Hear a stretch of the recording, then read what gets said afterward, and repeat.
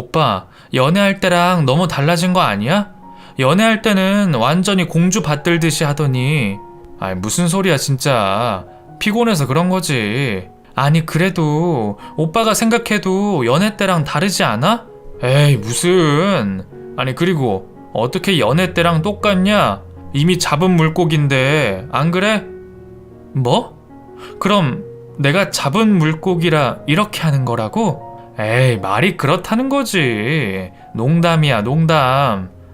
하지만 바뀐 건 남편만이 아니었어요.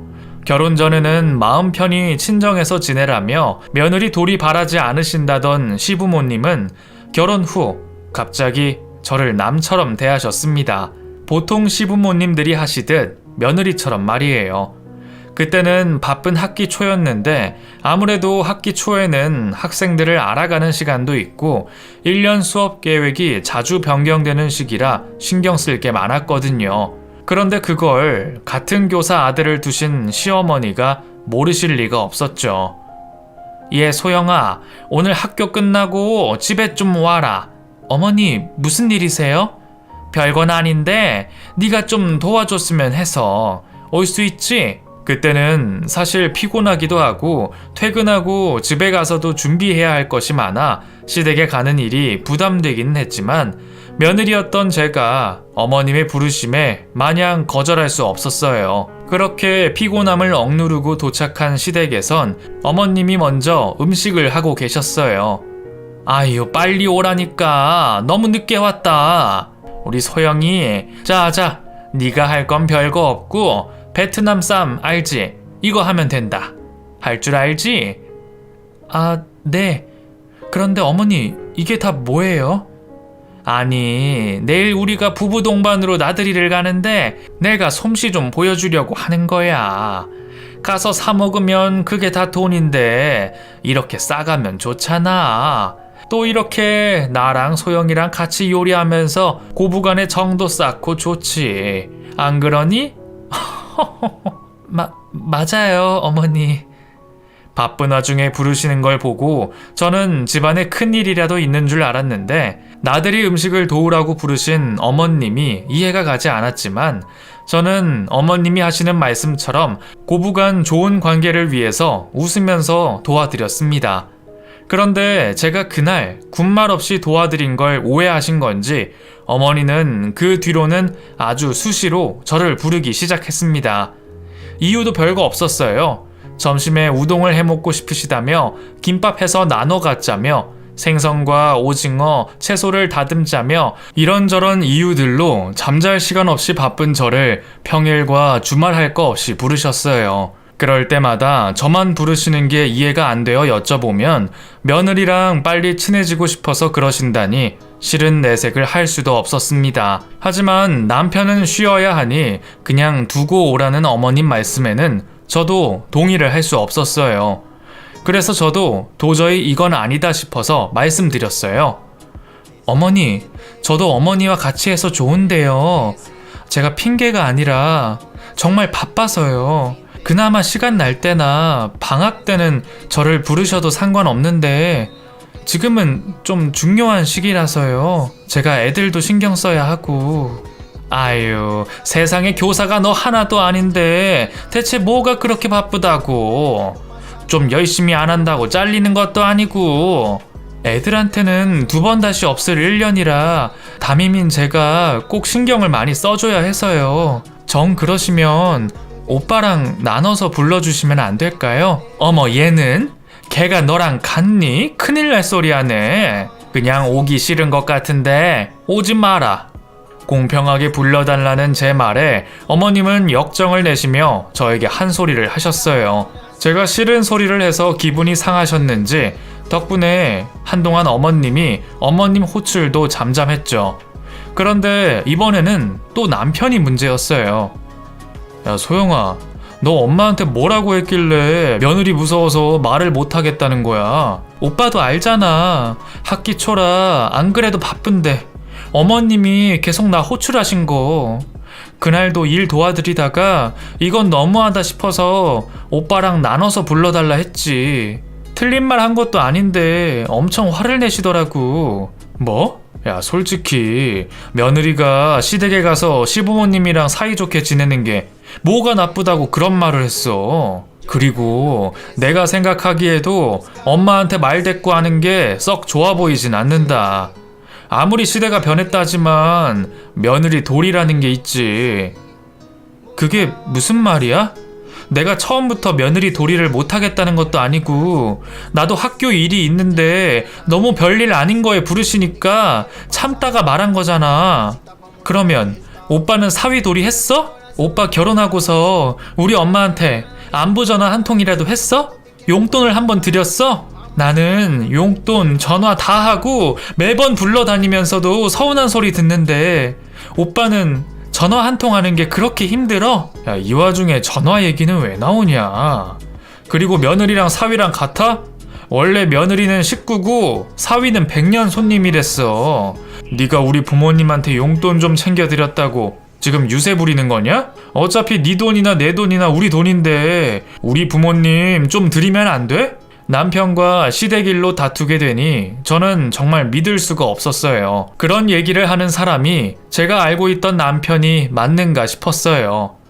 언제는 가부장적인 것이 싫다며 공평하게 도리하자던 남편이 사위와 며느리 나누며 제게만 시집살이를 강요하네요. 그러면서 자기는 혼자 계시는 우리 엄마한테 대체 무슨 노력을 했나 싶은 거예요. 제가 그동안 시부모님한테는 참았지만 남편이 그러는 건 참지 못하겠더군요. 그래서 저도 남편 말처럼 유세 좀 떨어보겠다고 시부모님께 매달 드리던 용돈을 그 뒤로 딱 끊었습니다. 안부 전화도 먼저 드리지 않았죠.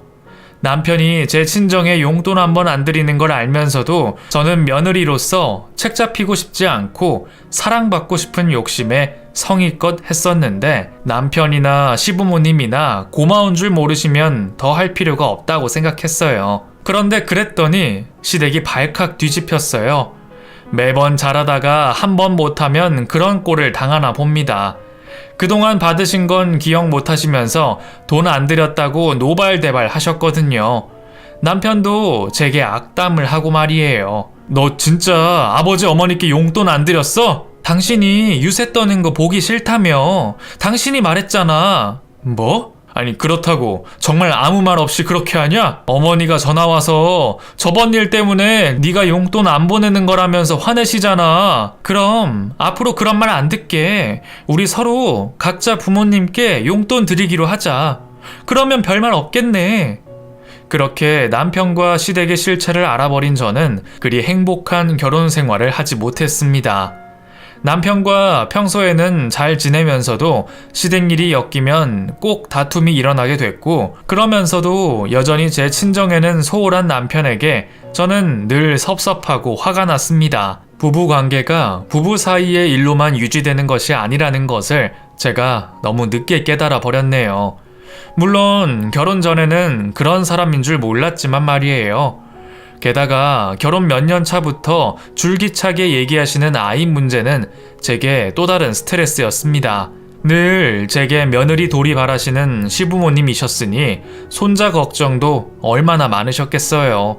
결혼 초기에는 그래도 다른 문제들로 싸우느라 바빠서였는지 아이 문제는 별로 말씀이 없으시더니 언제부터인가 아이 얘기를 그렇게 하시는 거예요. 너 임신은 언제 할 거니? 요즘 다들 애들을 늦게 갖는다고 하지만 그래도 학교 교사라는 애가 사회에 모범을 보여야지.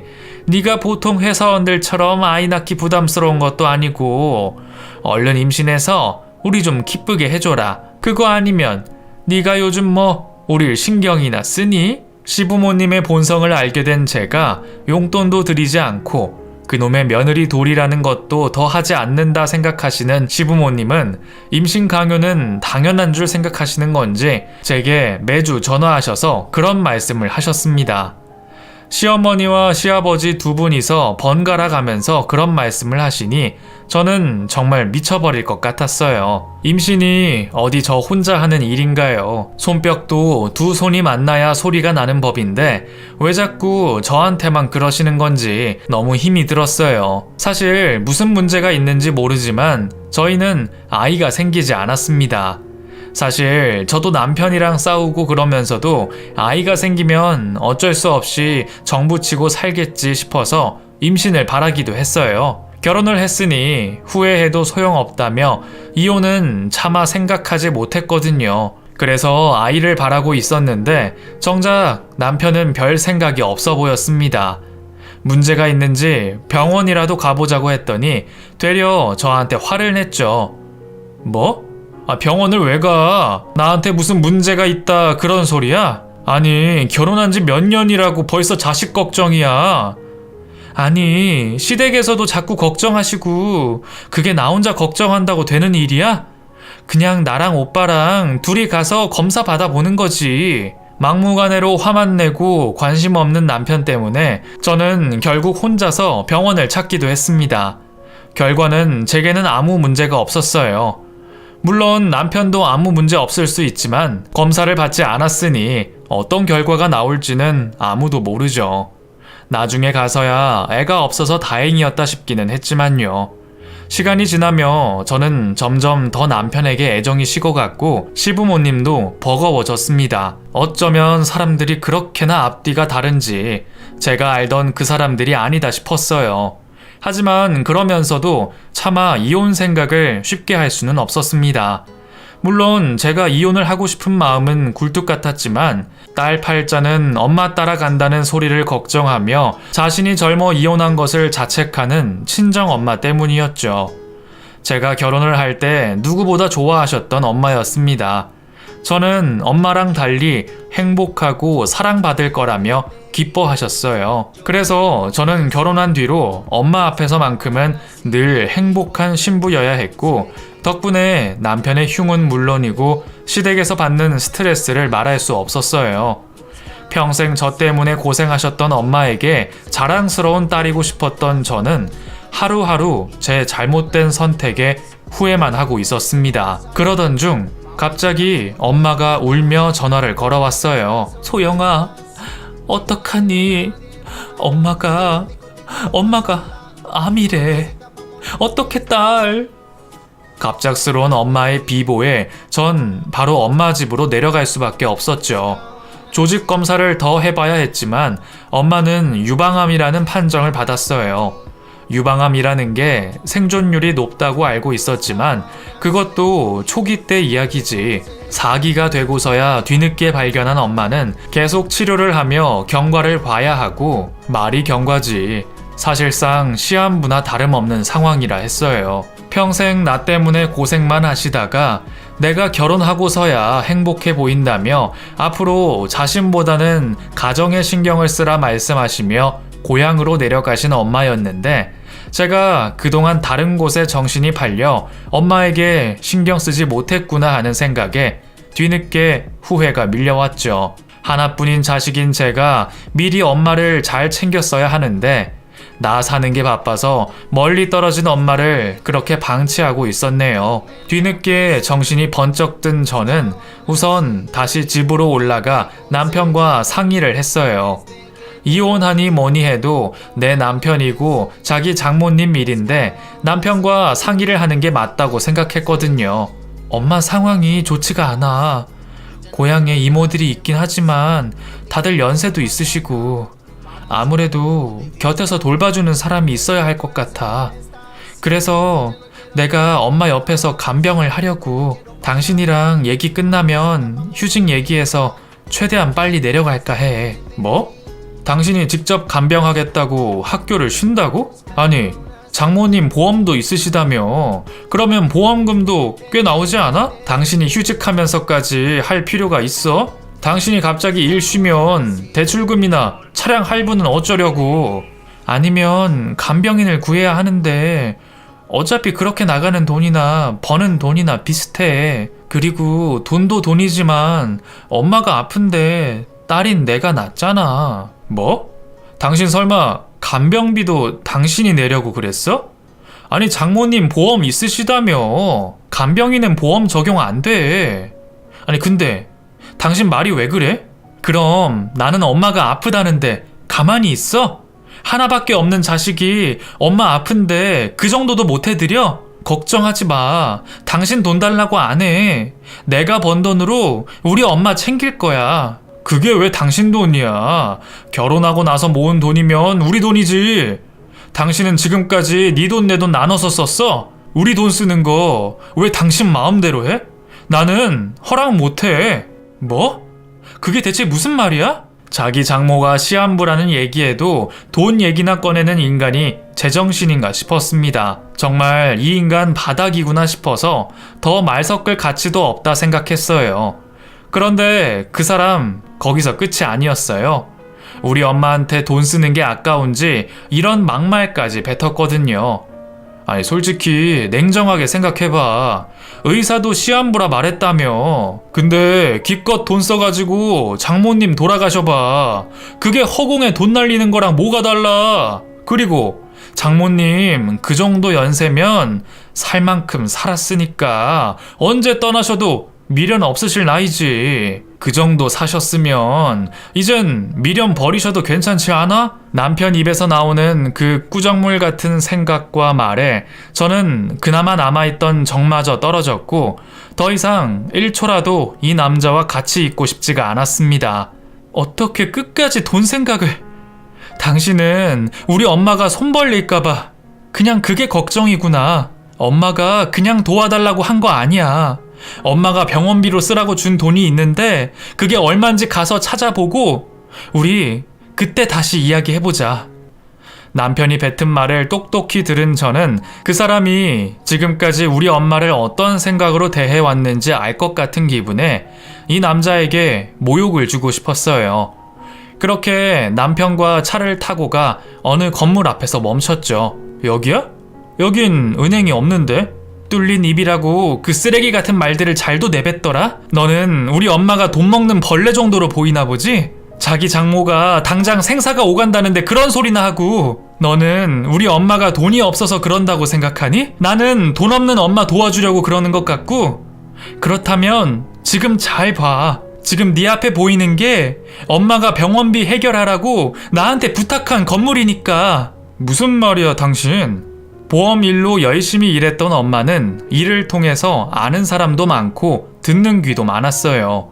그래서 재테크에도 밝아 남는 건 땅밖에 없다며 작은 빌라부터 사고 팔며 지금의 건물까지 가지고 계셨죠. 엄마가 시골에 내려가실 때까지 저랑 오랫동안 살았던 그 오래된 빌라에 계셨으니 남편은 저희 엄마의 여유가 어느 정도인지 몰랐겠네요. 그렇다고 제가 굳이 엄마의 재산까지 알릴 필요는 없었고요. 여보, 농담하지 마.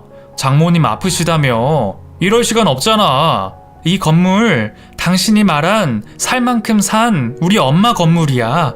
살 만큼 사신 동안 열심히 사셨는지 덕분에 노후 걱정은 없으시거든. 그런데 당신은 우리 엄마가 검소하게 산다고 땡전 한 푼 없어서 간병비 걱정하는 걸로 생각했니? 천만에 우리 엄마 내 도움 없이도 잘 사시는 분이야. 뭐라고? 근데 왜 여태 말 안 했어? 나도 왜 말 안 했을까 몰랐는데 오늘 보니까 알겠어. 당신이 이런 사람이라서 내가 말을 안 했던 거야. 네가 알았어 봐. 내 돈도 내 월급도 지 돈이라는 놈이 우리 엄마 돈 지 거라고 안 하겠어? 됐어. 더 긴 말하기 싫다. 당장 이삿짐 불러서 그 집에서 내 짐 뺄 테니까 당신은 이혼 서류에 도장만 찍어서 보내. 우리 이혼할 거니까. 아니 여보 무슨 말이야. 우리 장모님 살려야지. 아니 나는 현실적인 고민을 해보자고 한 거지. 당신이 걱정돼서 그런 건데 설마 내가 돈 때문에 그랬겠어? 나라고 왜 장모님을 안 살리고 싶겠어. 장모님이 나한테 얼마나 잘해주셨는데. 엄마의 건물을 보자 갑자기 없던 장모 사랑이 생겼는지 남편은 마치 악어의 눈물 마냥 가짜 눈물을 흘리더군요. 여유가 있었다면 저도 그런 남편을 좀 더 가지고 놀고 싶었지만 한시가 아까웠던 저는 그 구차하고 역겨운 눈물과 매달림에 시간을 소비할 수 없었어요. 제가 그 집에서 짐을 빼고 학교 일을 정리하는 며칠 동안 남편은 엄마가 계신 병원까지 찾아와 제게 잘못했다며 싹싹 빌었어요. 자기 면이 중요해서 나한테 헛소리 하던 인간이 사람 많은 병원 로비에서 무릎까지 꿇더군요. 하지만 남편의 속 끝까지 봤던 전 절대 마음 돌릴 일이 없었습니다. 그리고 너무 늦게 후회한 마당에 앞으로 남은 시간은 모두 엄마와 행복하게 지내야 한다고 생각했죠.